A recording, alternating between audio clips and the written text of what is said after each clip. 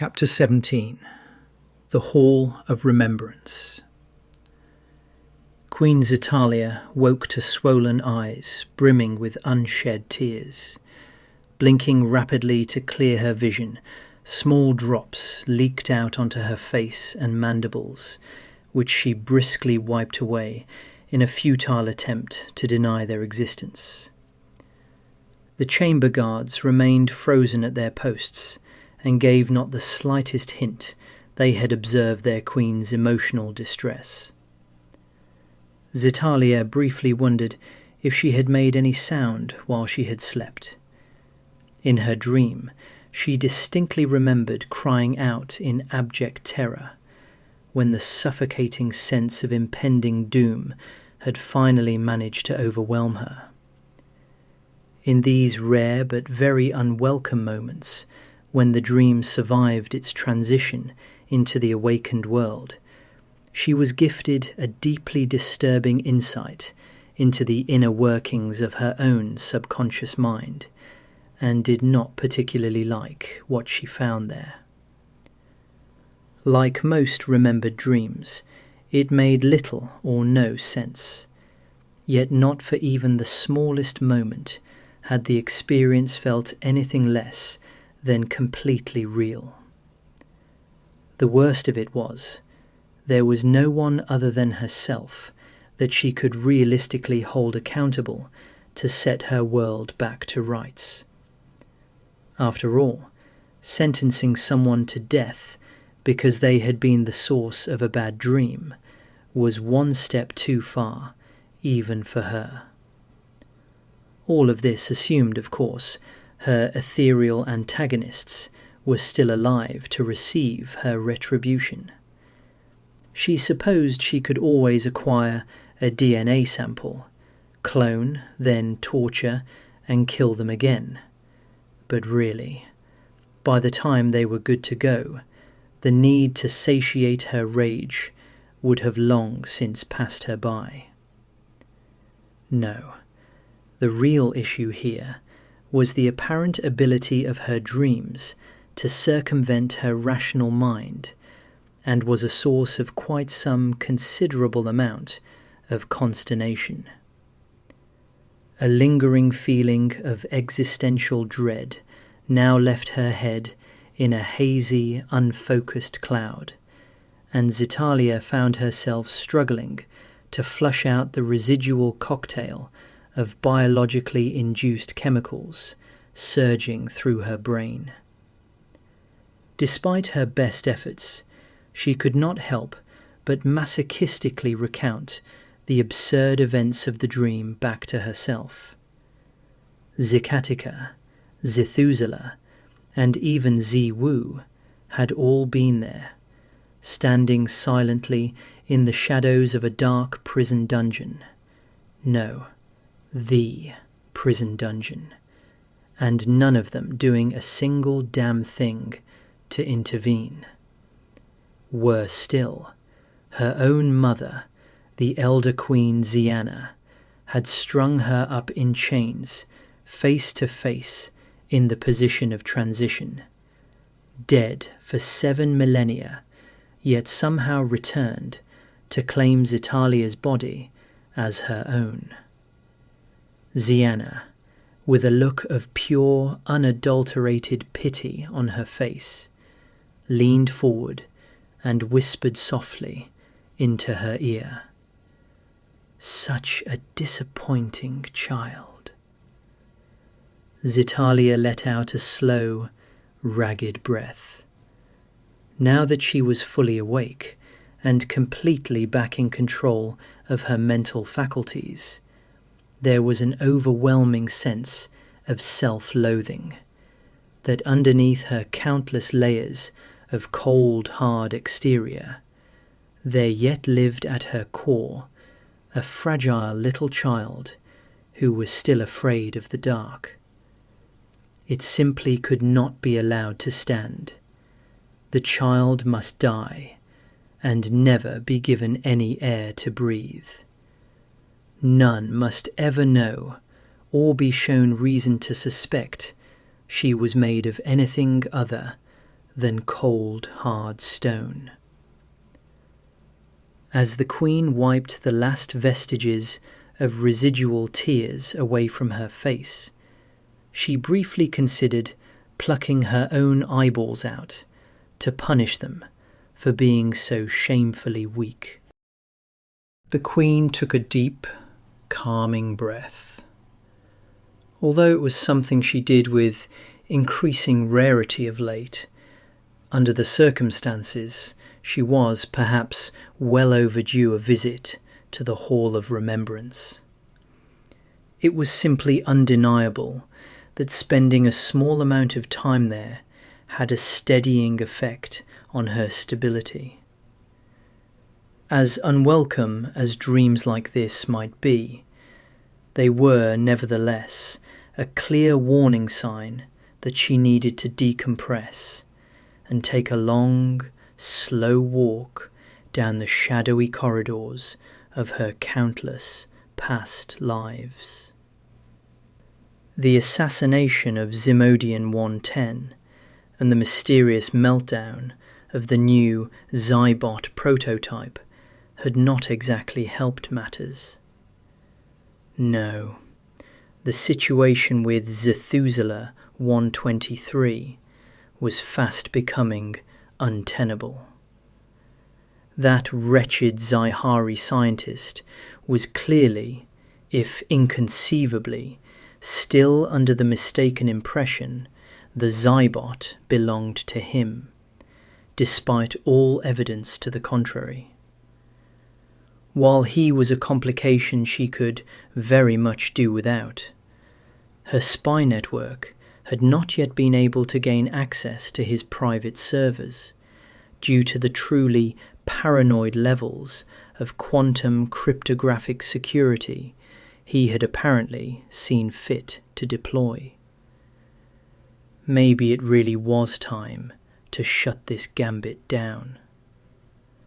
Her finely tuned survival instincts told her he was growing ever more dangerous by the day, and, whether she cared to admit to it or not, the time fast approached when the potential rewards would simply no longer warrant the risks. It was settled then. She would deliver an ultimatum to her team, and were they to fail her yet again, then she would simply have to cut her losses.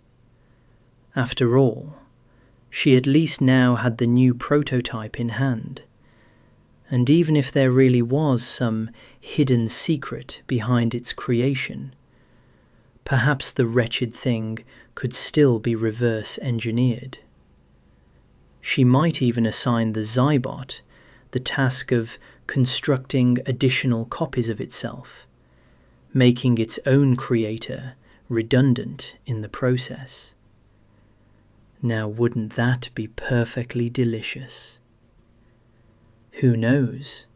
Between Ziwu and Zicilla, they might yet have enough pieces of the puzzle with which to go forward, even without the infuriating brilliance of Zithuselah to help guide the program. While conventional wisdom still strongly suggested the smartest option was simply to wait until Zicilla had built and verified the second prototype, her instincts told her he was up to something she could not quite account for. Unseen danger lurked just beyond the horizon. She could taste it in the air.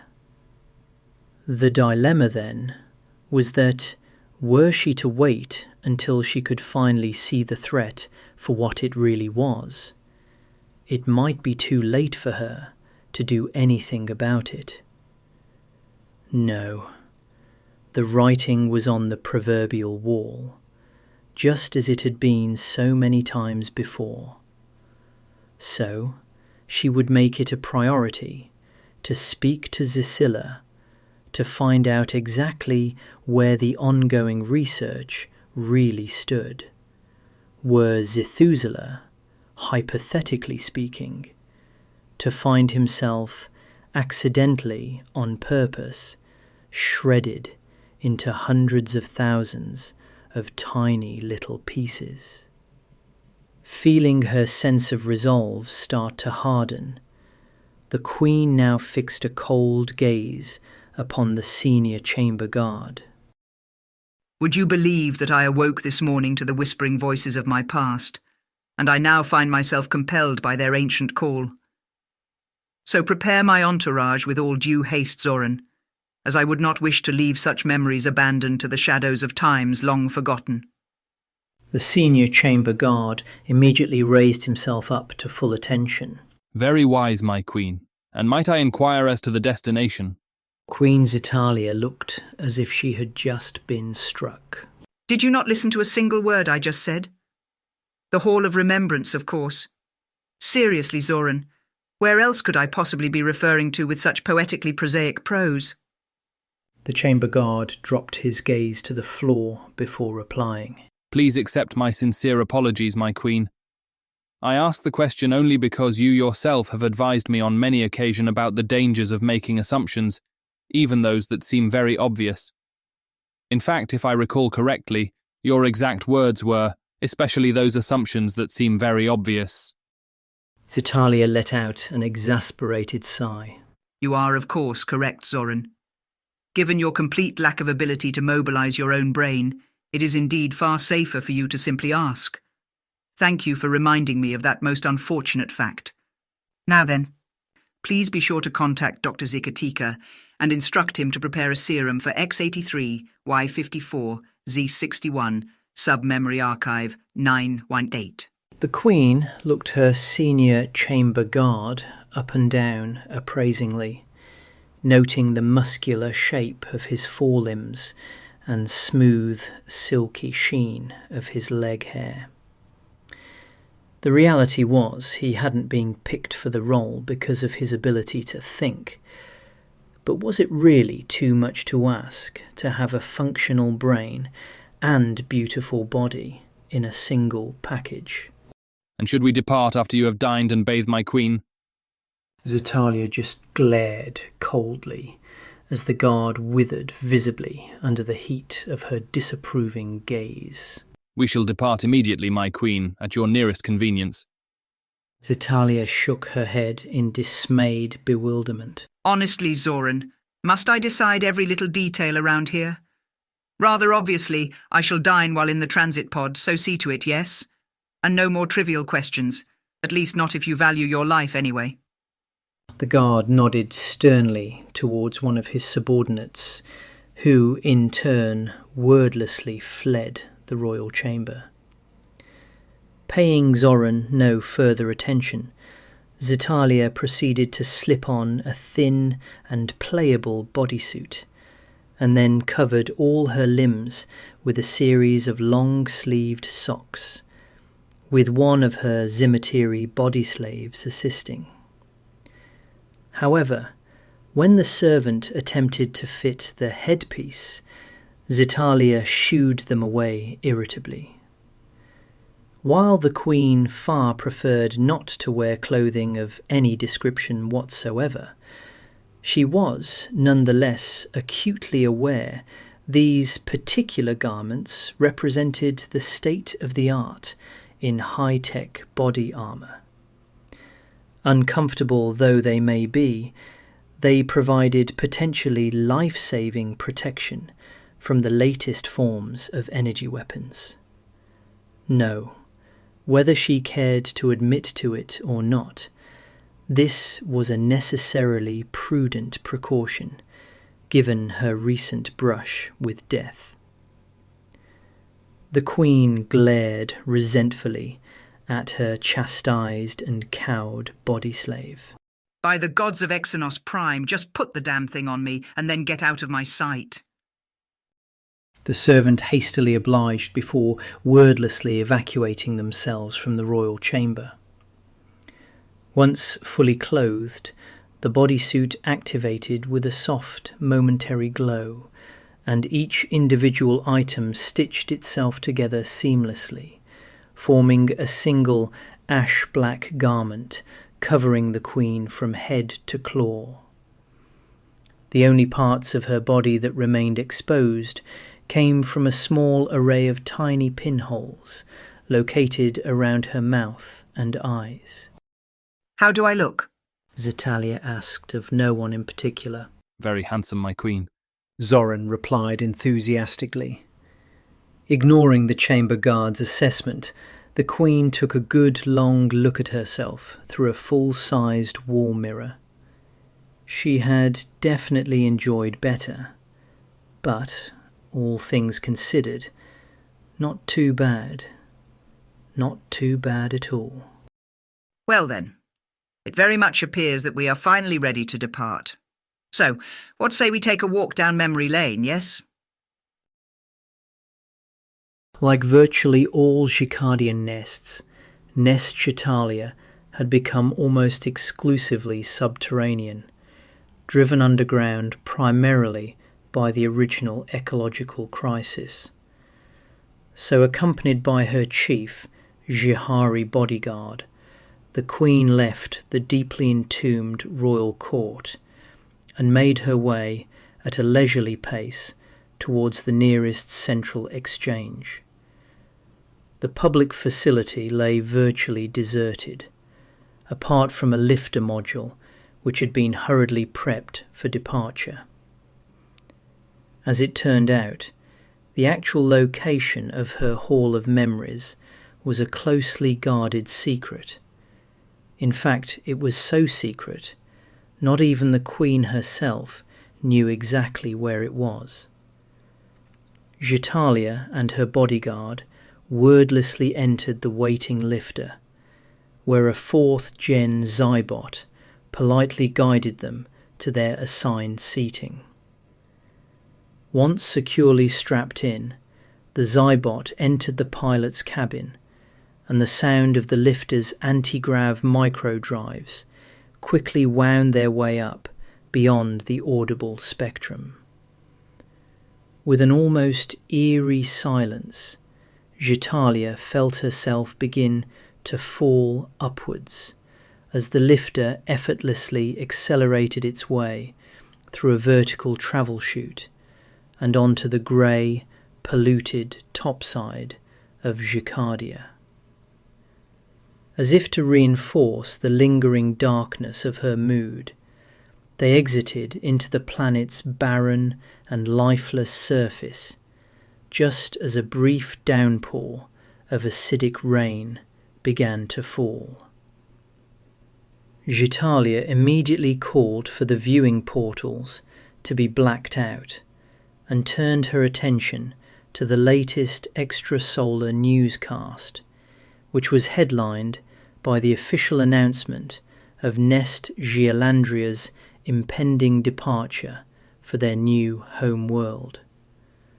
The Queen let out a tight, strangled sigh in a concerted attempt to retain her composure. The fact she had never wanted the eyeball planet to begin with did little or nothing to ease her rage. That Queen Gialandria had demonstrated the audacity to literally snatch it from the claws of her own grasp, while at the same time attempt a double assassination, was such an unprecedented outrage, her mind scarcely even knew how to process it. Retaliation was inevitable, yet without any hard evidence of Gialandria's treachery, Xitalia had no official recourse to claim justice for the crimes perpetrated against her. That, of course, meant that she was left with only one other viable option: to play the long game and strike back from the shadows of plausible deniability once the table had been appropriately set, to exact her revenge on that vile, lice-worm-infested excuse for a queen. The building anger she felt while reading the headline was almost palpable, and the chief bodyguard glanced at the Queen nervously, as if her fury was emitting perceptible waves of heat. Fortunately, the tension was mildly abated by a small subsection in the news article, which opened with a refreshingly provocative statement. Nests, desperate to avoid compulsory disillusionment, now founding colonies on scarcely habitable eyeball planets. Well, if Xylandria deserved any fragment of forgiveness, it could perhaps reluctantly be found in the simple fact her nest had been on the very eve of passive elimination, as per one of the many immutable terms written into the Simogentia Accords. This was something that, in many respects, was far, far worse than if the nest had simply been invaded by overwhelming force. But of course, destruction of a rival nest by the purity of violent subjugation had not happened in countless millennia, not now that their species had become so utterly docile in its civility. Xitalia found herself longing for the golden age of the Great Expansion, when they were still a species not yet shackled by the reality of finite resources. The ugly truth was, the Xicadian race had, by way of necessity, been profoundly neutered and pacified. As a result, they had become a species in deep denial of their own true nature, when for countless millennia they had evolved to thrive on the strict rules of war and violent subjugation. How tragically ironic that now they had finally breached the prison walls of their own home planet, the seemingly irreversible damage to their true nature had already been done. No, the only question really worth asking was whether or not it could ever be repaired.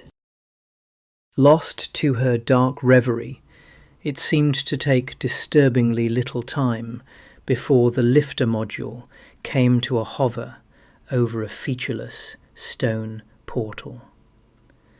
The mouth of the awaiting cavity yawned wide like the jaws of a carnivorous beast preparing to swallow its prey whole.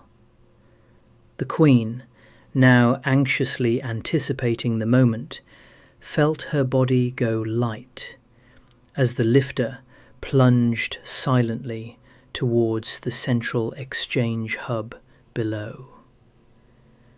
After a brief but glorious moment of virtual weightlessness, she felt herself being pressed hard into her seat as the anti-grav drives momentarily revved up. The lifter, now safely at rest within its docking bay, allowed the restraining belts to retract. The Queen was promptly ushered onto a sterile and featureless platform, and was instantly swarmed by an entourage of bodyguards and servants, all of whom eagerly accompanied her into the ball pod. Finding herself quickly reseated and securely strapped into place, the pod promptly began to roll its way into motion.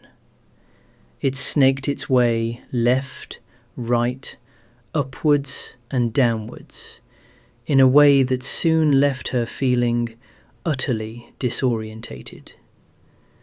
It struck her as mildly amusing that even after taking this journey a countless number of times, she still had not the faintest clue as to the exact route beyond, say, the first 3 or 4 turns.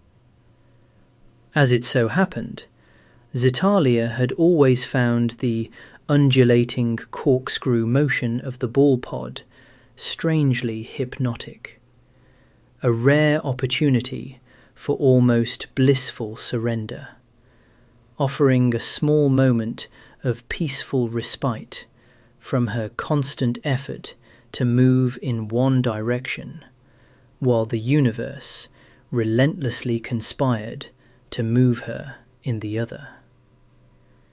As Xicanda had once explained it, the pod was an electromagnetically driven bubble within a bubble, with virtually zero friction between the two shells.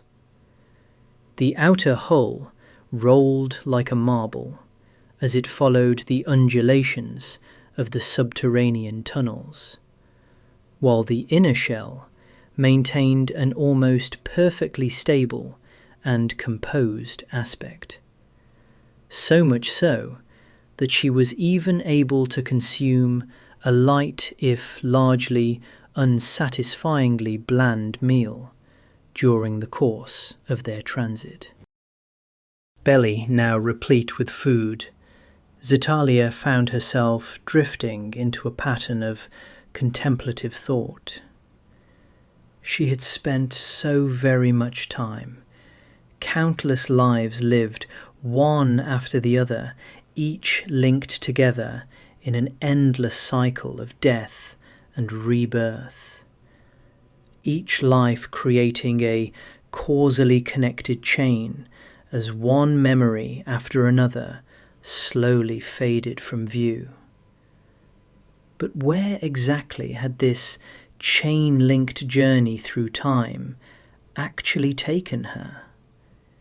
If space-time could really be curved by the presence of mass, did that not imply that she might be travelling in a giant temporal loop, which, from her own necessarily limited perspective, created the illusion of a perfectly flat plane?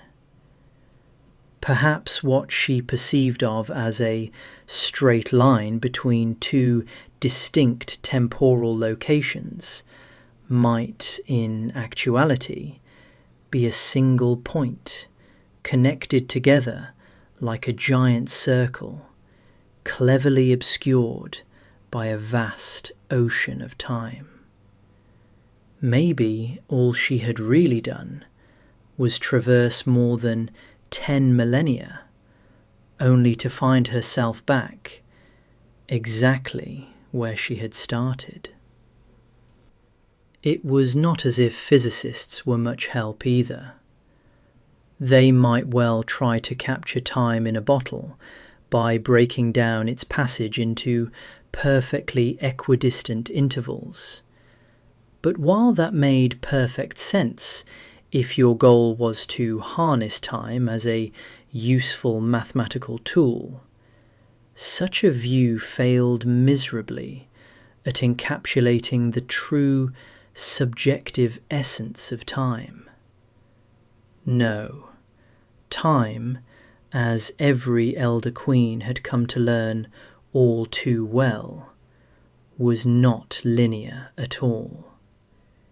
It was, in fact, logarithmic, with each new interval growing smaller relative to the ever-increasing ocean it left behind.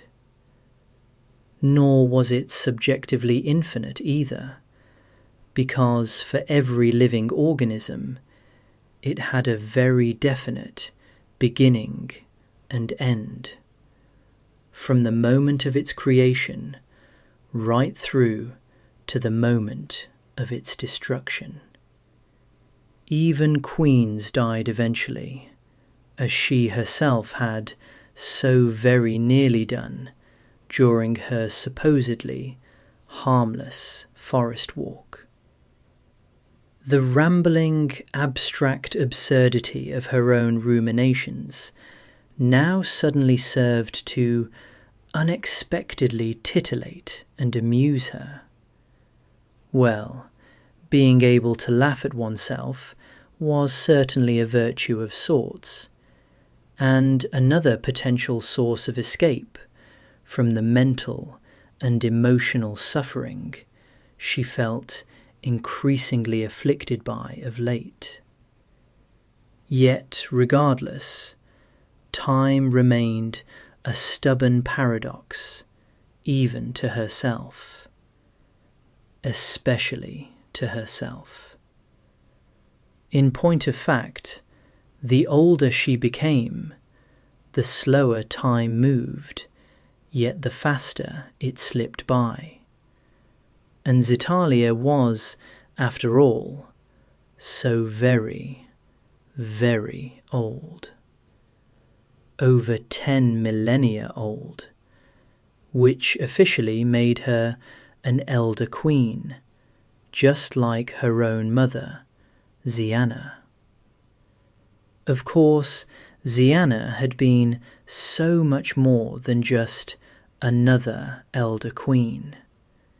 She was also the first to have been bestowed with the singularly unique honour of greatness. Apparently not satisfied with just being the oldest, she had also been officially recognised as the greatest, a great queen, of which only one queen at a time could officially hold the title. Ever since Shiana's untimely death, the only other queen to have received such singular honour was her colleague and ally, the great queen Ximogentia, who herself had been gone now for over 3 millennia. Although Xitalia had been deeply disappointed Ximogentia had beaten her to the award, it truly galled her that the admittedly rather titular title, by way of an insulting lack of consensus, remained stubbornly vacated right up to this very day. It was a snub of such staggering magnitude it was simply impossible to ignore, which was, of course, entirely the point. As things currently stood, then, she would never be officially known as a great queen, no matter how much she deserved the title.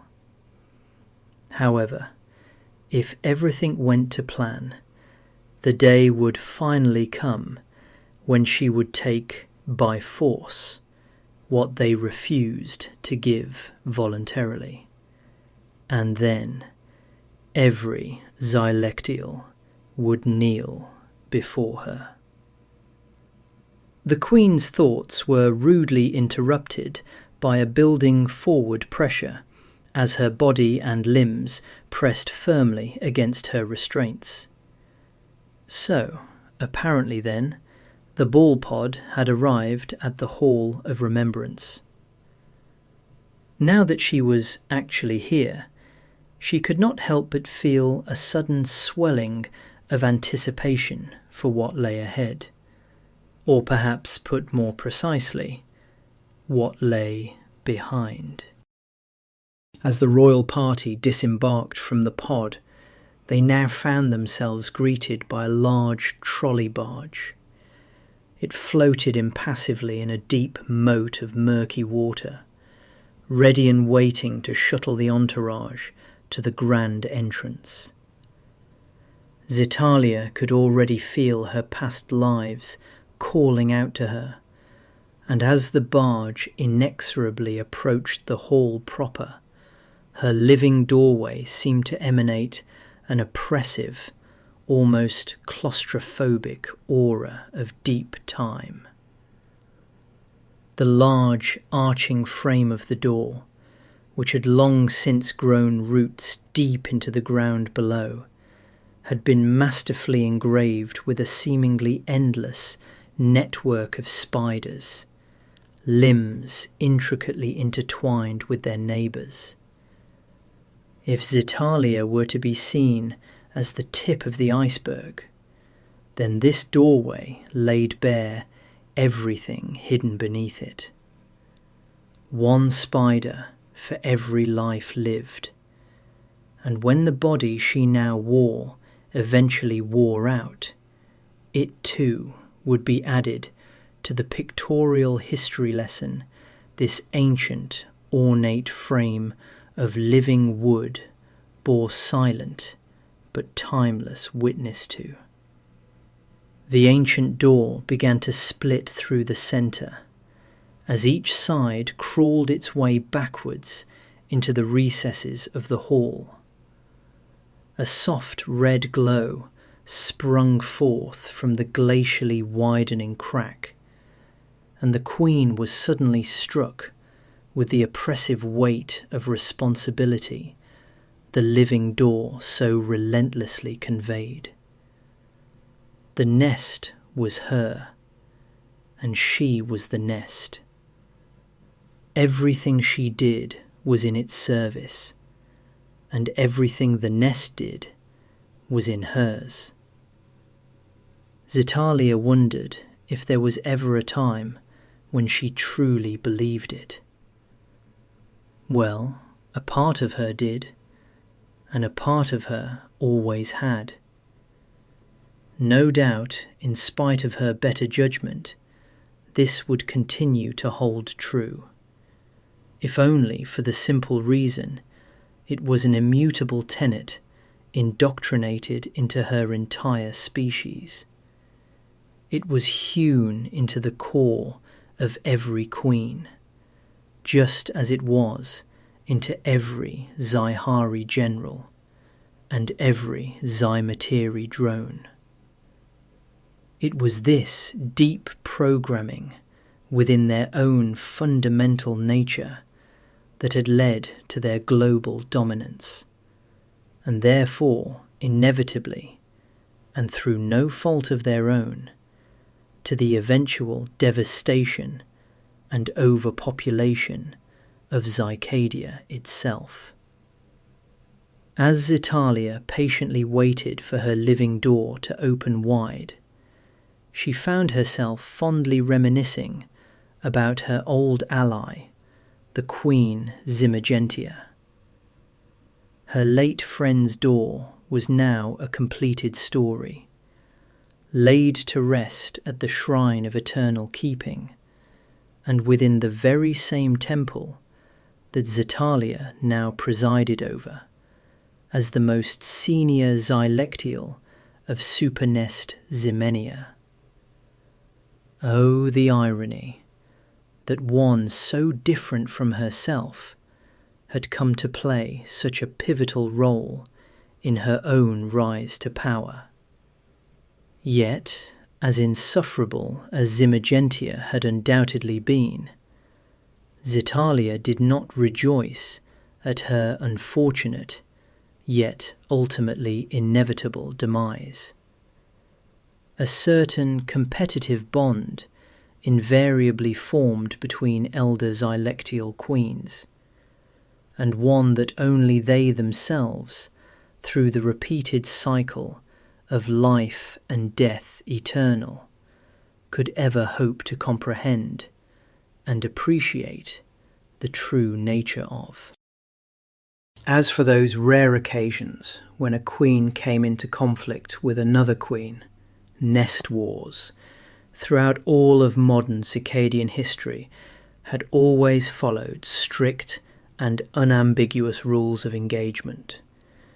No queen would ever be stupid enough to break them, because doing so would ensure every other affiliate nest would more than likely turn against them. Simply put, all bilateral nest trading would dry up almost overnight, and the offending nest would quite literally starve to death. For time immemorial, it was this underlying respect and adherence to the rules that had kept their species from ever doing truly serious harm to themselves. So it was, queens who took less risks inevitably ended up living the longest. Or maybe, the longer a queen lived, the more she felt she had to lose, and thus the more risk-averse she continued to become. Either way, the result was always the same, as it was the elder queens who ultimately kept the global peace. Yet this was the very same thing that made Xitalia so unjustly feared and hated. Kinslayer, they had secretly come to call her when they thought she wasn't listening. But things were changing fast, and Xicadia had become a far more dangerous place. The old rules could no longer be trusted, and surely, if she was guilty of anything, then it was only the fact she had been one of the first to see it. Still, Xitalia had to admit to herself that as the centuries continued to slowly roll by, she had, somewhat to her own surprise, come to miss Ximogentia more and more, even if only by virtue of circumstance. The sorry truth was that the life of a queen was destined to be a lonely one, and the older she became, the lonelier it got. It was only her ever-present peers who remained a familiar psychological backdrop by providing a twisted form of dependable companionship in an otherwise chaotically changing world. Who knows? Perhaps she should have freed a daughter after all, back when it was still legal to do so. With the wisdom of hindsight, a familial ally might actually have been a very good thing, even if many might have seen it as the height of irony and hypocrisy. But of course, that particular opportunity had passed her by many millennia ago. Still, when, not if, she found her own planet to colonize, she could have all the daughters she wanted, and this time with no one else to call her out for it. That dream alone was reason enough to keep fighting and to keep moving toward her ultimate goal. Speaking of ultimate goals, she had been repeatedly assured Ziwu was purity of mind at a whole new level. And as far as she was able to ascertain, that was no mere hyperbole. This, of course, meant her heretical vision was one step closer to being realized. The bottom line was, her new fifth-generation Zybot spelt an end to the exalted status of her recalcitrant Zihari children. With Ziwu and many more just like it, she would at long last have the best of all possible worlds without any further need for compromise. A brilliant and inexhaustible sentient envoy, capable of truly independent, objective thought, and yet completely beholden to her by virtue of the ever-present primary protocols. A loyal companion who could live every bit as long as she did. And by the time the Zihari knew of her true intentions, it would be far too late for them to do anything about it. That the Z-Bot prototype housed 11 brains was far more than just a symbolic gesture, even if her Zihari children were too arrogant to realize it. No, the unmatched genius of the Zihari think tank was on the eve of being supplanted, and their troublesome usefulness was at long last about to come to a most glorious end. The miserable start to the morning was already starting to feel like a distant memory. Perhaps she should have brought Ziwu along for the ride. It seemed to be in a much better frame of mind since recovering from its mental meltdown. Then again, maybe not. The Hall of Remembrance was still regarded as a profoundly sacred place, and one that endured the trappings of deeply formal tradition. Perhaps one day, when the Xihari were relegated to little more than glorified sires, she would do exactly that. But for now, the game she played still had rules, and if her long life had taught her anything at all, then it was that bending rules was fine, but breaking them in plain sight was still unacceptably dangerous. The High Priestess awaits you, my queen, Xicanda said reproachfully, snapping Xitalia somewhat reluctantly back into the present moment. With a baleful glare at the chief Xihari bodyguard, Xitalia disembarked from the barge onto a time-worn stone landing, decoratively flanked by colourful rows of meticulously maintained flower beds. Surrounded by her entourage of body servants and guards, the Queen made her way through the gaping maw of the main entrance and into a minor antechamber, where she was greeted by a high priestess known simply as the Keeper of Memories. Trained for the role since birth, she was, by Xitalia's own estimation, little more than a glorified janitor. If not for the trappings of tradition, she could no doubt be trivially replaced by a fourth-generation Zybot. Welcome to your Hall of Remembrance, my queen. Here resides that which will not be forgotten, as it echoes in perpetuity through the sacred corridors of eternal keeping.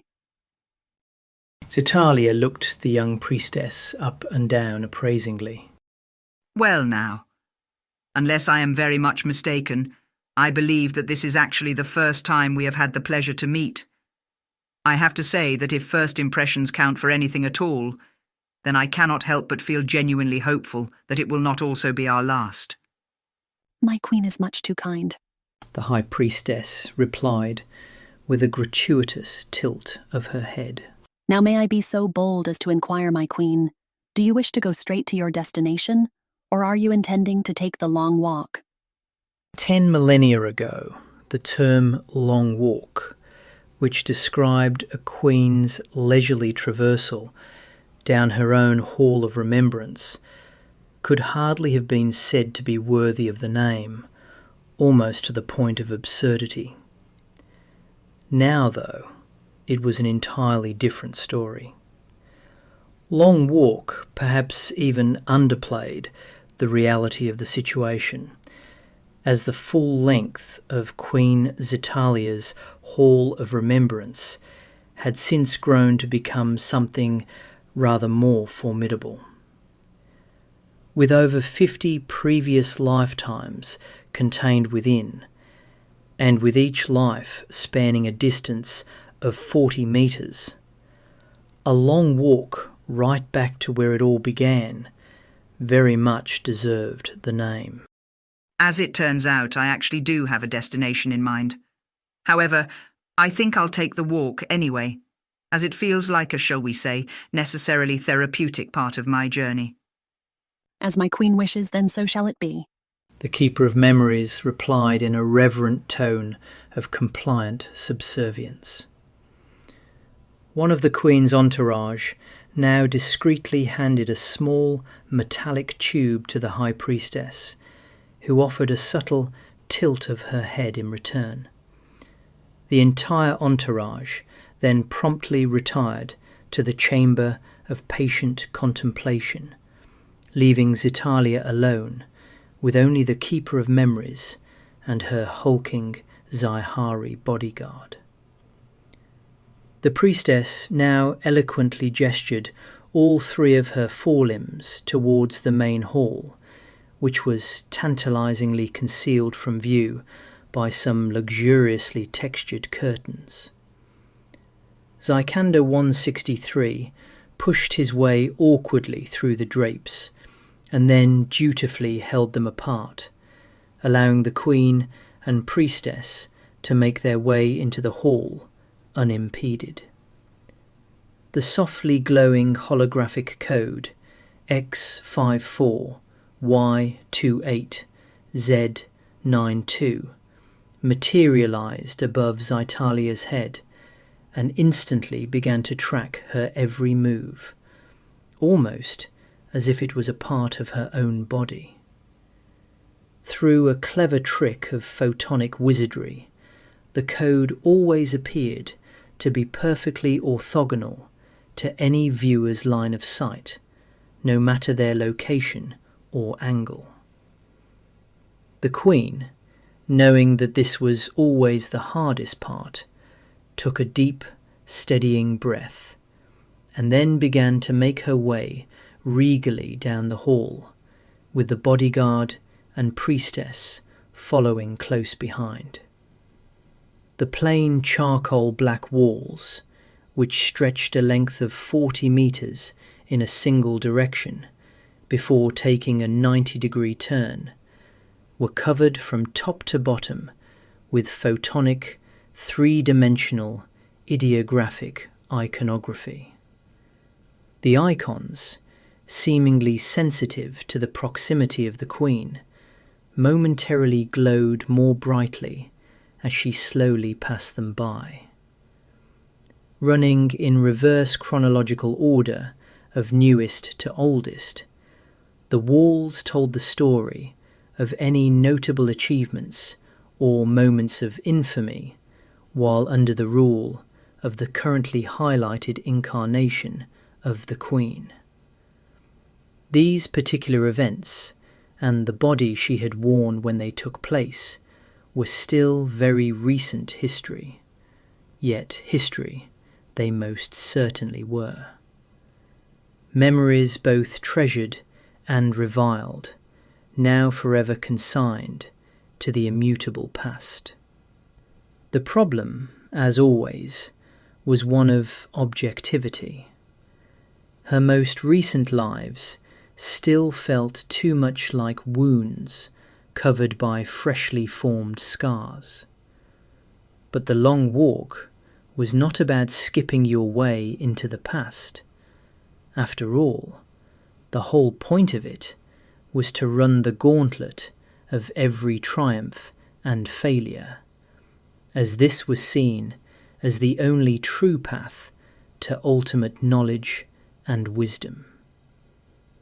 As Xicadian turned the corner of her currently activated life, she could not help but feel some small measure of relief, as the fluorescent code that hovered above her head mercifully transformed in value from that of life -1 to life -2. Xicadian's pace started to slow down noticeably as the iconography depicted on the walls began to awaken ever more distant memories. It was funny how the ever-growing ocean of time created the necessary emotional buffer, allowing her to view her past lives with a greater sense of objectivity. She now found herself oscillating between a sense of pure delight and humbling embarrassment, entirely dependent on whether the hall recalled to her memory moments of singular cunning or acts of mind-numbingly obtuse stupidity.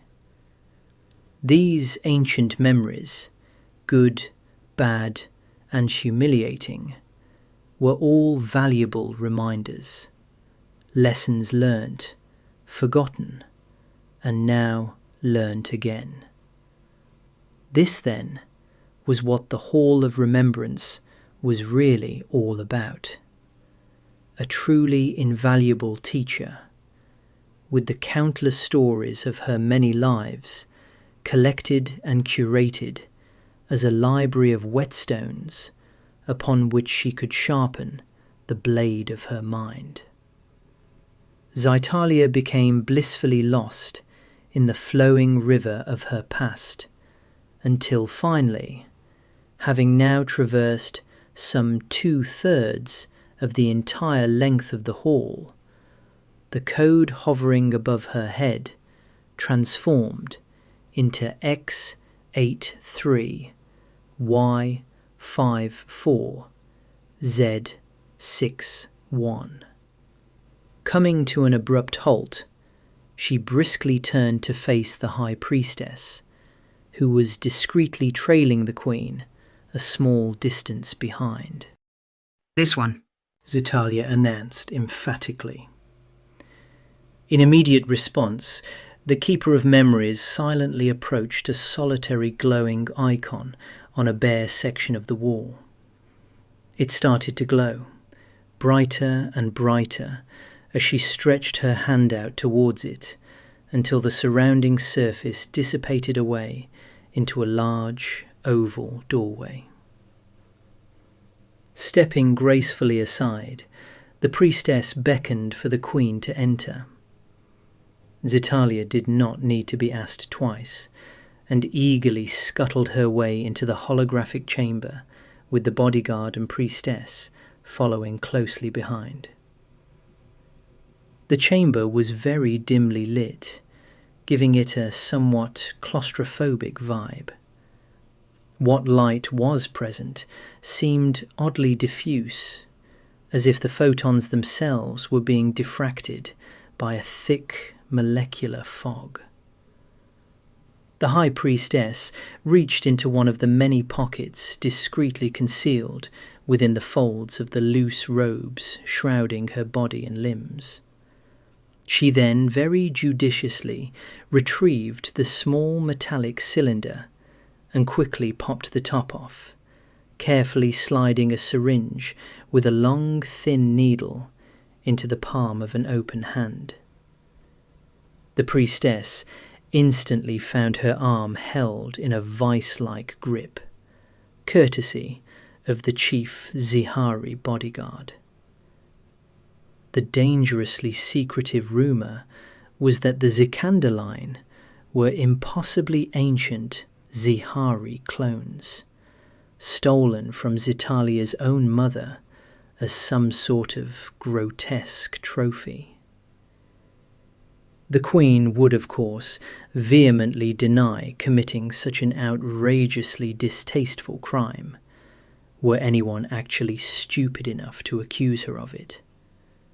Some anonymous sources had nonetheless been so bold as to claim that the name Xicanda itself could be found in ancient historical documents associated directly to Nest Ziana, in relation to the mythical first ever defeat of a Xylineti hive.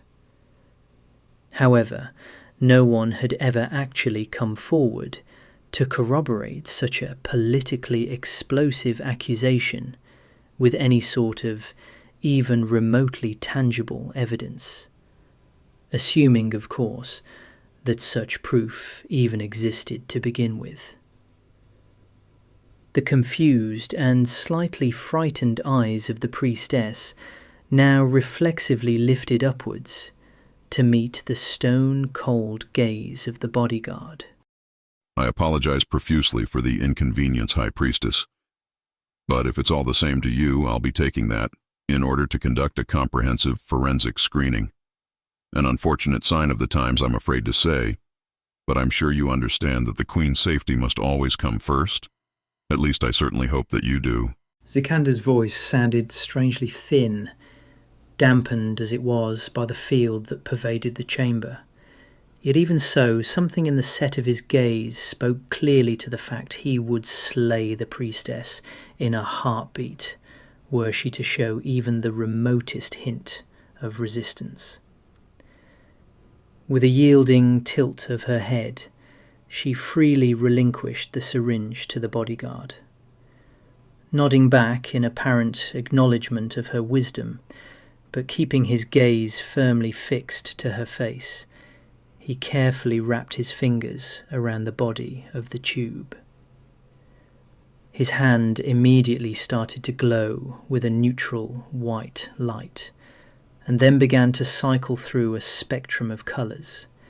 Starting at red and ending with blue, it pitched off into the ultraviolet before quickly fading back out to a dark, featureless grey. 3 of his eyes briefly glazed over as they received a flood of telemetric data. His iron grip on the keeper's arm, which he had maintained for the duration of the analysis, finally began to loosen. He carefully returned the syringe back to the open, but now blood-starved hand of the priestess. She had the distinct feeling that he might have broken her wrist. Very stoically, however, she emoted no outward signs of pain or fear. The scan looks clean. Xicadian proclaimed flatly, with perhaps the smallest hint of disappointment. However, the updated protocols require that you consume a small sample of the drug yourself before I can permit it to be administered to the Queen. 2 problems. The priestess replied in a steady but respectful tone. First, the serum has been precisely measured almost to the last molecule, and the Queen must have the full dose in order to complete her journey from start to finish. The Keeper of Memories discreetly rubbed and rotated her wrist, as if to confirm it still worked. Second, this drug is bioengineered to provoke a specific chemical reaction that is entirely unique to the neurology of a queen. If anyone else were to take it, even just the smallest drop, they would be driven irretrievably insane. You are welcome to try it for yourself if you don't believe me. Xicadian just stared implacably back at the priestess. Then perhaps we should simply postpone the Queen's journey until such time as your procedural violation of the latest revised security protocols can be satisfactorily resolved. Enough! Queen Xitalia bellowed angrily. There is a fine line between judiciously prudent caution and hysterical bureaucratic overreaction. Yes, yes, I know the recent attempt on my life has the entire honor guard on edge. But we must not lose our grip on simple common sense, even in the pursuit of improving our demonstrably deficient imperial security regime. The Queen glared at Xicadian challengingly, almost as if daring him to try and argue the point. Now then, notwithstanding a most regrettable failure in decorum by the previous Keeper of Memories, in my over 10,000 years of rule, there has never been a betrayal by any High Priestess. If we cannot consign a modest level of trust to the sacred role of my keeper, then the very fabric of Nest Xitalia is itself utterly doomed. I therefore override the latest security protocol by way of royal decree. There will be no delay in my journey. Is that clearly understood, Xicadian? Crystal clear, my Queen. The bodyguard replied with unequivocal agreement, before quickly adding, However, it would be remiss of me not to point out that a poison delivered by a corrupted psychotropic drug might not necessarily indicate either the failure or complicity of the Keeper of Memories herself. Perhaps we may yet speak of possible improvements to existing procedure after your latest trip, but as always, my Queen, your word is law, and I humbly submit to your timeless wisdom. Well, of course you do, Xitalia said dismissively. As it so happens, the serum is prepared and handled exclusively by my personal physician, Dr. Xicadian, and I can assure you he is above reproach. In point of fact, if I can't trust him, then I can't trust you either, and I will say no more on the matter than that. The Queen now removed her headpiece and casually tossed it towards her bodyguard. She then knelt down on her forelimbs and tilted her gaze towards the floor. The High Priestess held the syringe up high above Xitalia's head, clasping it tightly with all 3 of her forelimbs. After taking a single steadying breath, she then fiercely plunged it deep into the Queen's skull. Task apparently complete, She stole a quick glance at the chief bodyguard, nodding him towards the exit dismissively.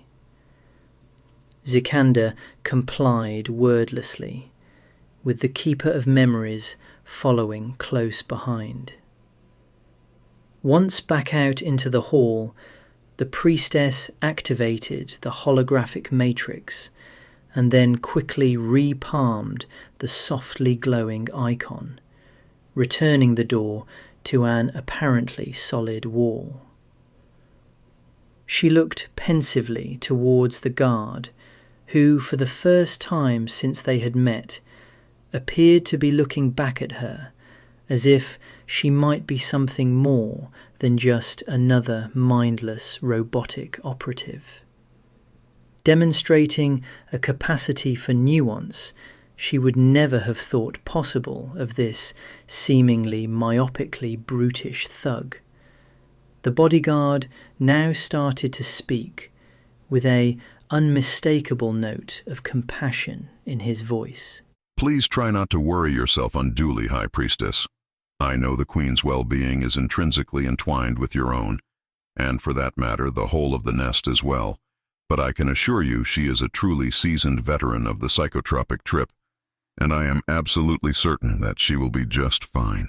The Keeper nodded back appreciatively, however, could not help but think to herself, well, yes, I'm sure Zitalia will indeed be fine, but statistically speaking, the same cannot always be said of the Keeper. A bad trip for the Queen all too often led to a terminally fatal one for the priestess presiding over her. The hulking Zaihari bodyguard then knowingly added, And for the Keeper of Memories, I'm sure that she too will be just fine. Xicanda then reached out and gently patted one of her forelimbs, with a sensitivity that belied his brutish countenance. Ah, she thought to herself with dawning revelation. He wears his size and strength as a cunning disguise to better hide in plain sight. She made a silent vow to herself to never forget that potentially life-saving fact. So as to your strenuous objection against the psychotropic drug, it was little more than elaborate theater, yes? Xicanda's mandibles began to involuntarily twitch in undisguised amusement. Well, let me put it this way. The Queen needs to be assured by way of example that the assassination attempt has led to a strong, perhaps to the point of unreasonably overbearing response. A Queen who feels she is safe makes clearer, more considered and deliberate decisions, and is likewise far more likely to both solicit and listen to wise counsel. The Keeper of Memories smiled broadly, as if some great mystery had finally been revealed to her in its entirety. The wise counsel of a humble and loyal Xihari bodyguard, for example? Xicanda let out a deep, rumbling chuckle. I'm quite sure, High Priestess, that I have not the slightest idea of what you are talking about. But regardless, please be assured that I knew your predecessor right up until the moment of her tragic demise. And I think that you will be very happy to learn I have since come to the conclusion that you will be perfectly fine. Apart from your broken wrist anyway. But of course, if that should ever change, then have full confidence that I will be the first and the last to let you know. The Keeper of Memories involuntarily placed a hand to her wrist. It wasn't, in fact, broken, but she decided it might be wisest not to inform him of that not-so-minor detail. Trying her best to keep a smile frozen to her face, it now became all too clear that, nuanced or not, he was still a natural-born killer. And not only did the Queen know it, but absolutely counted on it as well.